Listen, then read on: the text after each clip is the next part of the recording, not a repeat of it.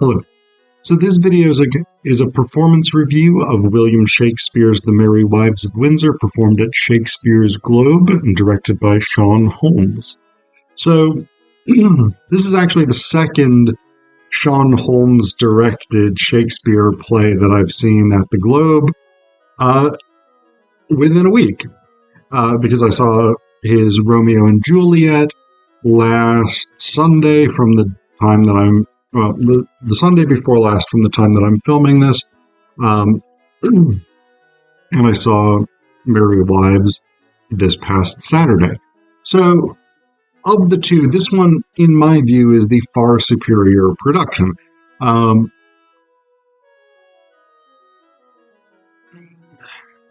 thought Romeo and Juliet was fine, but I wasn't particularly impressed by it. And with Merry Wives, I was really, really interested to see what the Globe was going to be doing, in part because I'm teaching Merry Wives of Windsor in my Literary London class, and so we were going with the students, and I was really quite happy that it was a good show with good performances. They made interesting production choices. The style worked very well, especially to sort of bring out the humor of early modern English, which can sometimes be quite challenging, particularly when reading, right? So there's a lot of jokes that when you're reading the text of the play may not be that clear, may not be that easy to follow. But when you're seeing them on stage by actors who have a sense of what they mean and can sort of play those characters, it works much better. So, the basic plot, the high plot of Merry Wives of Windsor is Sir John Falstaff has arrived in Windsor and he is pursuing a romantic relationship with Mistresses Ford and Page. Partially in an attempt to just have a sexual relationship with them, but also to try and get a hold of their husband's money. For their part, Mistresses Ford and Page, the merry wives of the title, are very insulted by Falstaff sending them exactly the same letter and thinking that they would cheat on their husbands, etc., etc. And so they decide that they're going to punish Falstaff by basically tricking him into thinking that they want to pursue relationships and then putting him in situations where he's going to be humiliated or physically beaten, particularly by Ford, who is known for his jealousy. And so they do this in a couple of different ways. The first of which so they lure Falstaff to the Ford household, and the first time Ford is coming back to search for Falstaff, and they put him in a large laundry basket and cover him with dirty laundry, and then have the servants take him out and dump the washing in the river.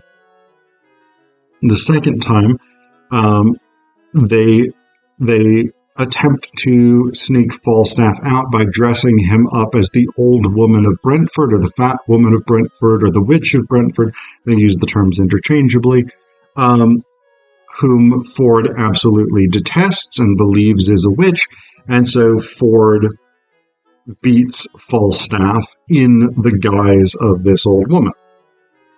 Then the Merry Wives reveal their scheme to Ford and Page, and Ford is basically like, I am never going to doubt my wife's fidelity again.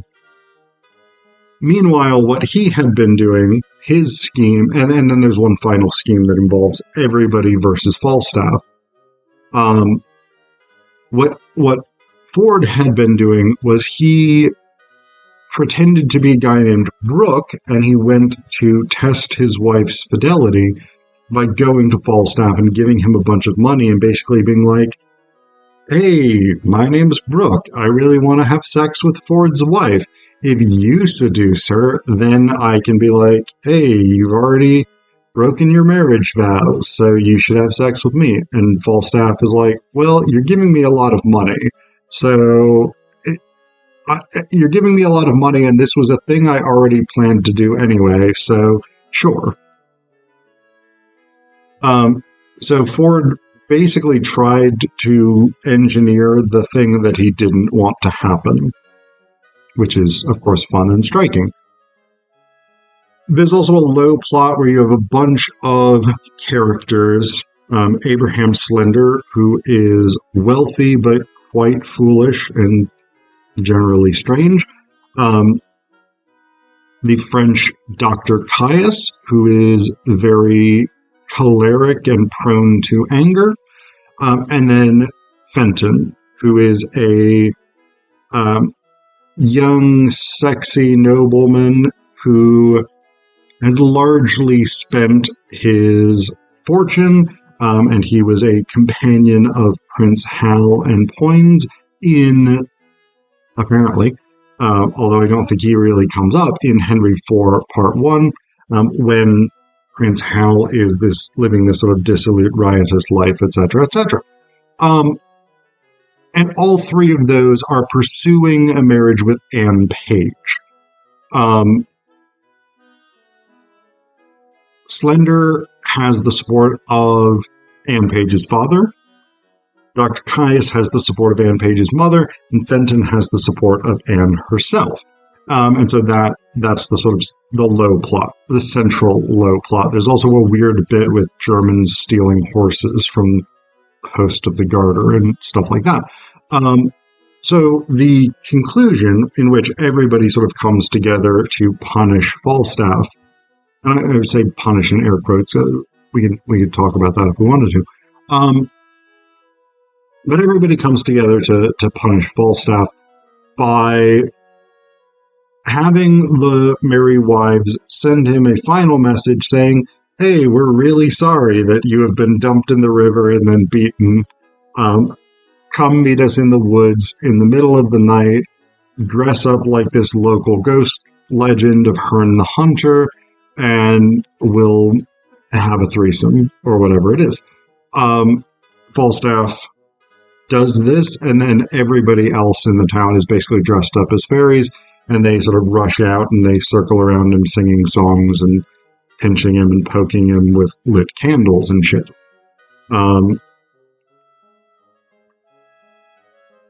And then they're basically like, Falstaff, you have been paid back for your villainy in trying to seduce these two women, etc., etc.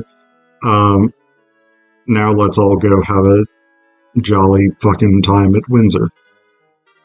So the Globe production, one thing that I thought was really, really interesting was the presentation of Mistress Ford, played by Catherine Pierce, because in the text, as I read it, there is very little basis for imagining that Falstaff has any sort of romantic or sexual success with either of the women. The one bit that sort of suggests this is Act 3, Scene 5, lines 75 to 77, where Falstaff is telling Brooke, Ford, in the disguise of Brooke, after we had embraced, kissed, protested, and, as it were, spoke the prologue of our comedy. And so Falstaff does tell Brooke that they had kissed, but there's nothing that, I mean, we know that Falstaff is also a braggart. We know that he lies about his accomplishments. We know that he is not the most trustworthy person when it comes to these questions of his accomplishments. And so it's not that hard to imagine that Falstaff is lying to Brooke here, because Brooke is supplying him with money to seduce Mistress Ford. And so Falstaff has a financial incentive to, make sure that that money keeps flowing. And if Brooke doesn't believe that Falstaff can seduce Mistress Ford, then the money doesn't have to keep flowing. But in the Globe production, Mistress Ford, again played by Catherine Pierce, really, really well, does several times make out with Falstaff, played by George Fouracres. Pierce spends a decent portion of the performance sort of looking longingly at Falstaff, and there seems to genuinely be this desire for him. We see this, for instance, in the laundry basket scene, where she seems to have forgotten what the plan that she and Mistress Page, played by... let me find it here. Oh, Emma Pallant. Mistress Ford seems to have forgotten the plan to put Falstaff in this laundry basket, cover him with dirty clothes, and then dump him in the river. Like, in the actual text of the play, it goes much, much quicker than it seemed to on stage. So there does seem to be this sense that they've made the production choice that Mistress Ford kind of is having an affair with Falstaff. And I don't think the text precludes that necessarily, but I also don't think the text supports it. So, partially because I'm in the midst of rereading this as I was watching the show, I was aware that there were bits that they did specifically cut, which for the most part did not impact the show overall, and that's a very normal thing, because a lot of Shakespeare scripts, if you try to play them word for word, they end up being quite long. And so theater companies tend to trim them. Totally fine. I don't have an issue with that. But they really sort of dragged out some scenes, and they were often the comic scenes, which is a good thing to drag out in a comedy. But it was very striking that Mistress Ford seemed not to entirely be on board with the let's punish Falstaff for his behavior plan. That was very, very striking. And even at the end, after Falstaff has been dumped in the river, has been beaten with a cudgel, he has been pinched and burned by the fairies. When he is alone, limping off stage, Mistress Ford comes back on and gives him a final kiss.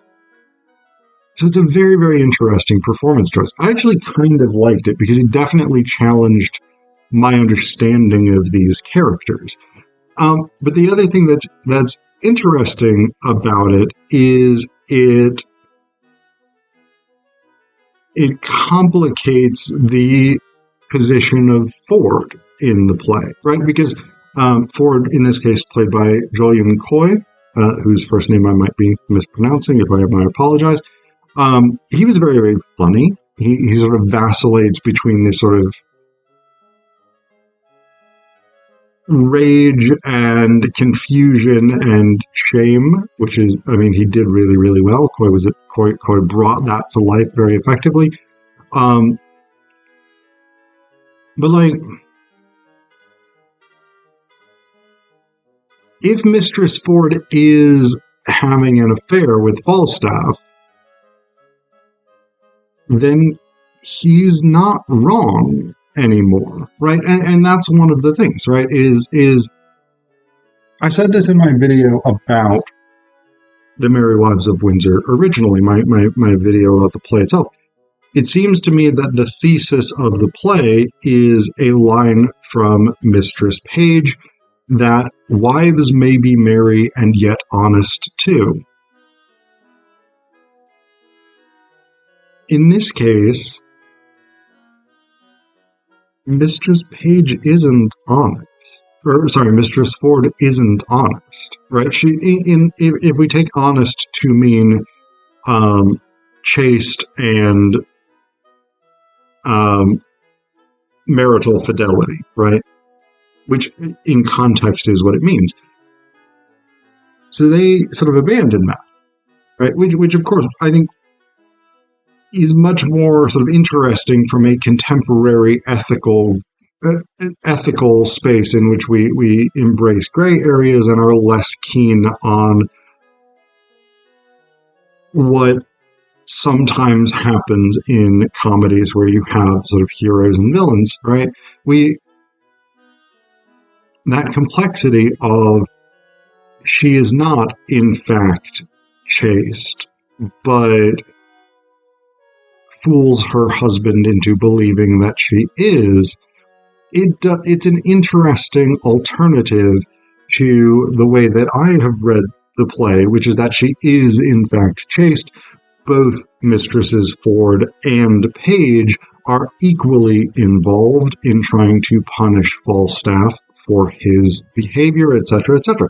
And so that was a very striking element of the Globe production that really did make me reconsider the play.